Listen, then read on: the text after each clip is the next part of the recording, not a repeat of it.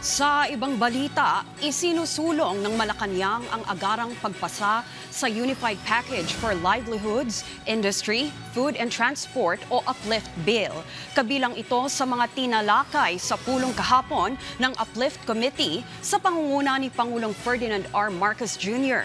Ayon kay Palace Press Officer Yusek Claire Castro, layo nitong mapabilis ang mekanismo sa pagpopondo ng mga prioridad na programa. Kabilang na dito ang pag-aalis ng restrictions sa pagsasama sa national budget ng mga item na idineklarang savings, gayon din ang paggamit ng hindi naipalabas na appropriations at unobligated allotments sa 2025 GAA at unreleased 2026 GAA. Lalamanin din ng panukala ang listahan ng mga programa at proyekto na maaaring pondohan.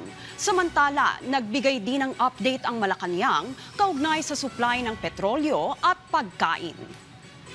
At good news po dahil sa ngayon ang buffer stock ng supply ng langis ay tumaas mula 52 hanggang 54 days.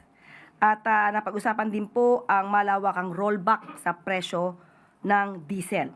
At ayon din po kay Secretary Kiko Tio Laurel Jr., may sapat na supply ng bigas, chicken, pork at yun.